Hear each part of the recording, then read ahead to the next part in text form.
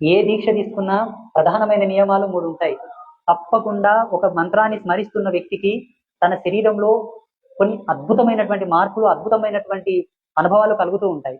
అనుభవాలకు అనుగుణంగా ఆయన ఏం చేయాలంటే సూర్యోదయం కన్నా ముందే లేచి స్నానం చేయాలి. రోజు తలస్నానం చేయాలని ఏం లేదు. శాస్త్రంలో సోమవారం, బుధవారం, శనివారం తప్పకుండా తలస్నానం చేయాలి. మిగతా వారాల్లో చేయకుండా అవసరం లేదు. ఒకవేళ మా కులదేవత అమ్మవారు మంగళవారం, శుక్రవారం చేయాలనుకుంటే శుభం చేయొచ్చు. ఏదన్నా పండుగలు, ఏమైనా నోములు, జాతరలు, ఉత్సవాలు జరుగుతున్నాయంటే అప్పుడు ఏ నియమాలు లేవు, ఎప్పుడైనా చేయొచ్చు. ఆదివారం చేయొచ్చు, మంగళవారం చేయొచ్చు, ఎప్పుడైనా చేయొచ్చు. కానీ ఏవి లేవు, ఒక క్యాజువల్ గా చేస్తుందంటే సోమవారం, బుధవారం, శనివారం మాత్రమే తలస్నానం చేయాలి. ఉదయం లేచి చక్కగా స్నానం చేసుకొని ఎవరి చేతనైతే నువ్వు మంత్రం పొంది ఉన్నావో ఆ మంత్రాన్ని ఒక మాల తిప్పేసేయాలి.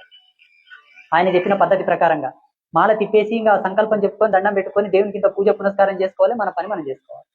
తప్పకుండా మంత్రరాజ్యానికి ఒక పవిత్రమైనటువంటి స్థానం ఉంది కాబట్టి ఏ మంత్రం చేసినా అది క్షుద్ర మంత్రం ఎందుకు కాదు, అది వైదిక మంత్రం ఎందుకు కాదు, ఇంకే మంత్రం ఎందుకు కాదు, తప్పకుండా శాకాహారులై ఉంటేనే మంత్రం తొందరగా సిద్ధిస్తుంది.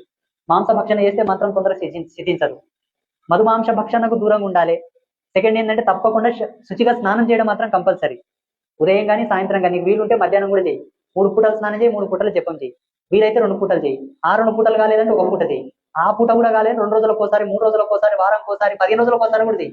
15 రోజులు కూడా చేత కాదంటే నెలకోసారి చేయి. నెల కూడా చేత కాదు, ఏడాదికి ఒకసారి చేయి. అది కూడా చేత కాదంటే మంత్రం చేసి గురువు కాడ ఇచ్చి ఇంటిపో.